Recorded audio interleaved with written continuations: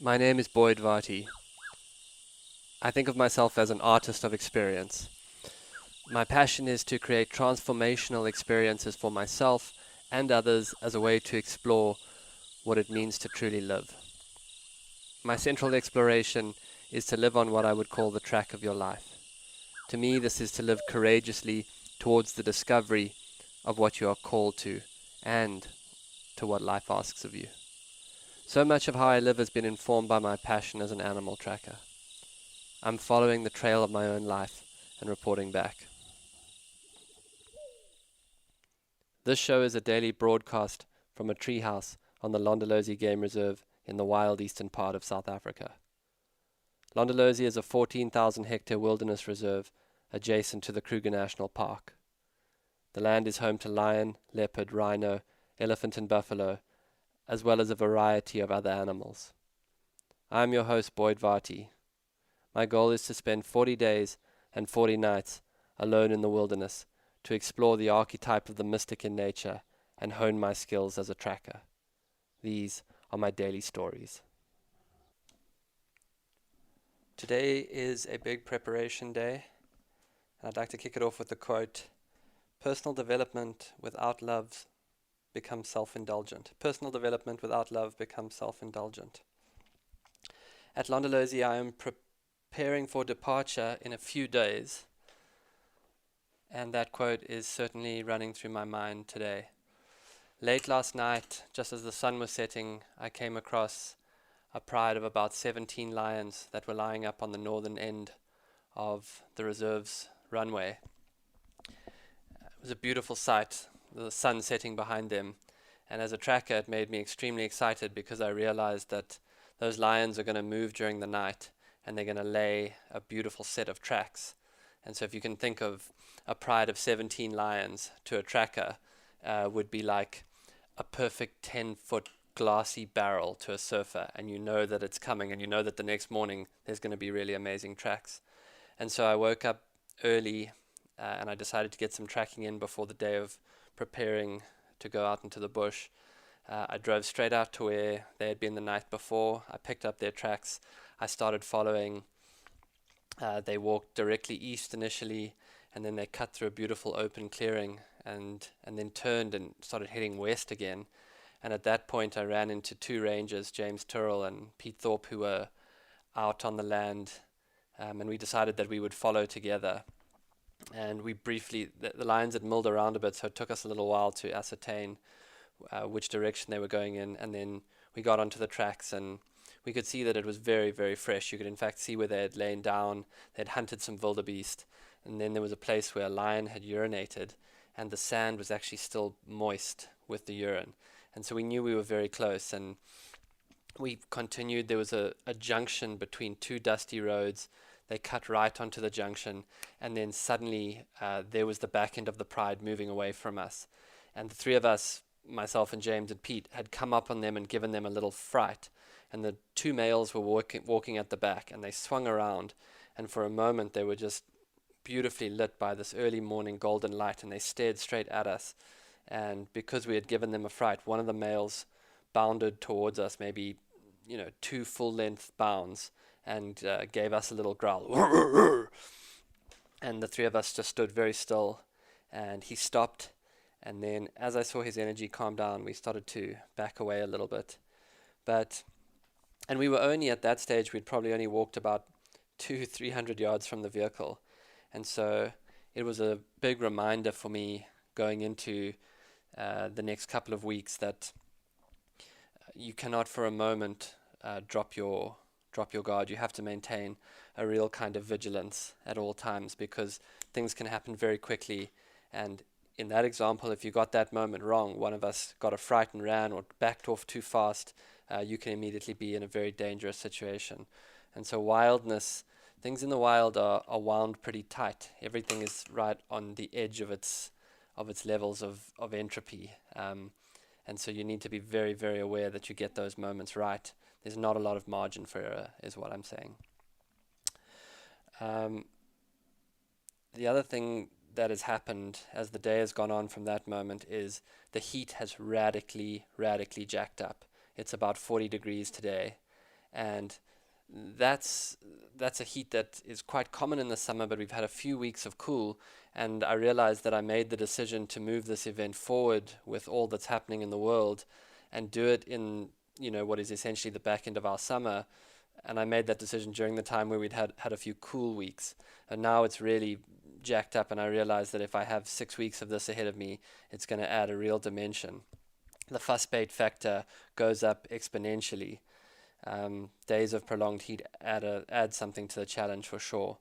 And I was also thinking about, that fuss bait notion. On a very hot day, it may well be more about surrendering than pushing through. And so all of this is going through my mind. As I get closer to the departure date, everything is tightening into sharper focus. I'm starting to gather books that I want to take out with me. A few on the list so far are The Call of the Wild, a classic.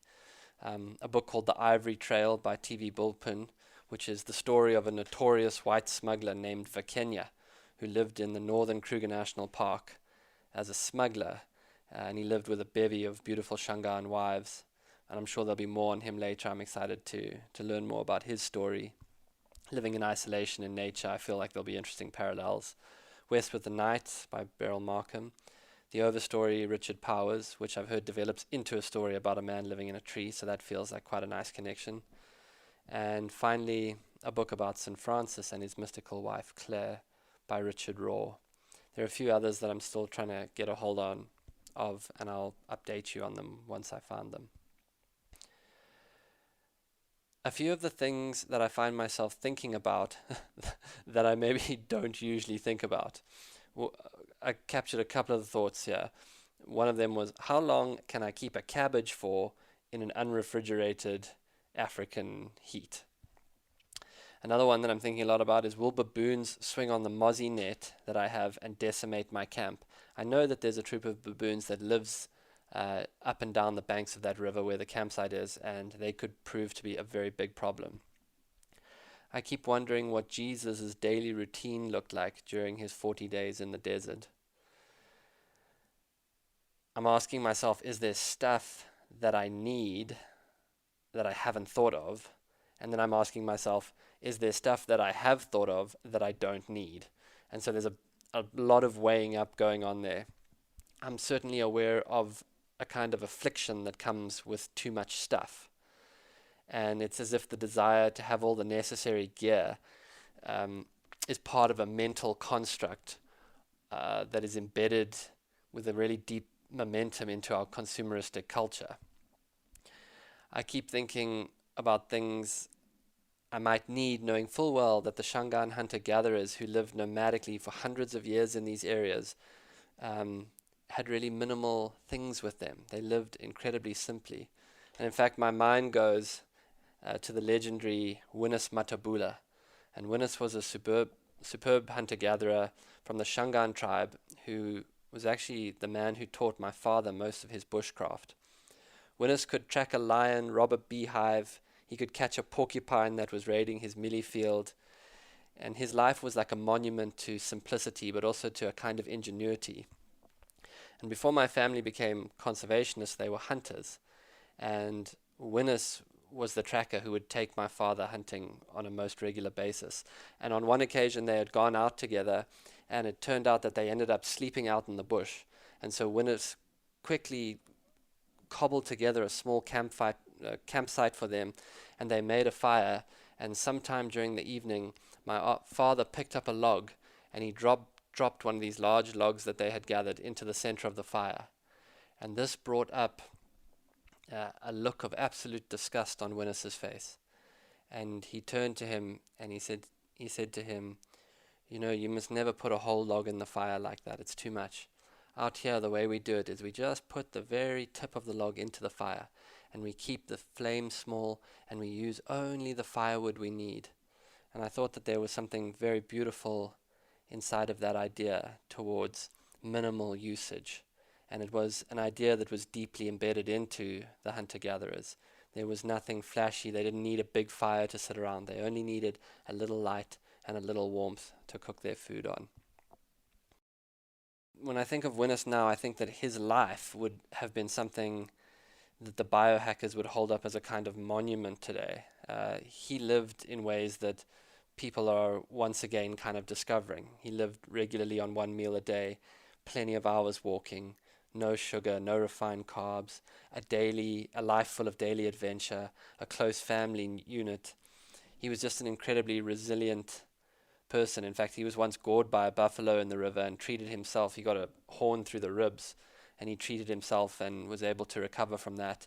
And then on another occasion, he was bitten by a black mamba, and the snake actually bit him on the belt of his trousers and released all of its venom, and then bit him on the leg. And he sat around waiting to die, but it turned out that the bite on the leg was actually a dry bite, and so he survived. In my own experience, guiding people into nature, so often what I've seen on expeditions and camping trips is just so much gadgetry and gear that fucking stuff ends up in the way of the experience. And I think my operating principle and motto on that is we need so much less than we think we need, period. Having said that, I did grow up in the safari business, and so I grew up in fly camps all over Africa. And as a fourth generation member of a safari family, there are some things that you do want. One, you want a quality mattress. You want a really good mattress. You want a mosquito net that doesn't cling to you on hot nights. If you're going to be out there for a number of days, you want a comfortable chair that you can sit a little bit up off the ground. When it's really hot, you sit on the ground, you bake the heat coming off the earth. And then you want, really basic but good, simple food. Anything beyond that is kind of cream. So most of this preparation day, I found myself gathering and laying things out. I'm starting to put things all out in front of me so that I can cast my eye over everything. And I notice that I forget that I need a spoon, and then I remember, and then it's just this constant process of noticing what I have and noticing what I don't have, remembering that remembering what I've forgotten is a good way of saying it. I remember that I've forgotten to do that. I remember that I've forgotten to do this. I remember that I've forgotten to get paraffin. I remember that I've forgotten to fill up a gas canister, little things like that. And the other thing that I notice is that just in this heat of preparing, I've been sweating in the sweltering heat. I've also attained, and this came out of thinking about the baboons earlier on, I attained a metal trunk with a padlock on it that I can actually lock things in. And I think this will be absolutely critical, because there's no doubt that when I'm out tracking or on an expedition during the day, the baboons are going to get into the camp. And these are baboons that have probably been into safari camps before, and they're good at breaking and entering. And so I think to have at least the food well stashed is going to be absolutely critical. Everything else I can manage. If they crap all over the bed and break the mozzie net down, I can fix that. But if they get into my food, that's going to be quite a serious problem. The other thing that has been coming to me today very strongly as I prepare is that all over the world, people are in lockdown due to this virus. And in fact, the safari lodge is essentially on a radically reduced operating staff at the moment as a result of the virus. And so whilst we're open, there's really very few people on site, and there's certainly no guests. And so the reserve is quiet. It's probably as quiet as it was when my great-grandfather first came here in 1926.